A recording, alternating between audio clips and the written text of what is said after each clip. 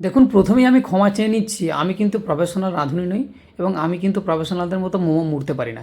কিন্তু যেটা করেছি এটা কিন্তু খেতে যথেষ্ট সুস্বাদু। প্রথমে আমি কিছুটা ময়দা নিয়েছি, তার মধ্যে একটু নুন দিয়েছি আর জল দিয়ে জাস্ট এটাকে মেখে নেবো। আর কিচ্ছু দিতে হবে না। যেভাবে আমরা লুচির জন্য ময়দা মাখি সেরকমভাবে মেখে ঢেকে রেখে দিলাম। এবার কড়াইতে একটু বাটার দিয়ে এর মধ্যে এক এক করে ক্যাপসিকাম কুচি, পেঁয়াজ কুচি, কাঁচা লঙ্কা, আদা এবং একটু বাঁধাকপি কুচি দিয়ে এটাকে আমি ভালো করে একটু নেড়ে নিচ্ছি। আপনারা অন্যান্য সবজি চাইলে অ্যাড করতে পারেন। তারপরে কিছুটা পনিরকে আমি এখানে একটু গুঁড়ো করে দিয়েছি। এর মধ্যে আমি দিয়ে দিলাম কিছুটা গোলমরিচের গুঁড়ো, একটু নুন আর অল্প একটু আমি দিলাম ডার্ক সয়া সস।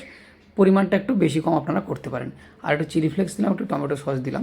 আপনাদের কাছে যদি রেড চিলি সস থাকে তাহলে দিতে পারেন। দিয়ে এটাকে একটু বেশ শুকনো শুকনো করে ভেজে তুলে নিলাম।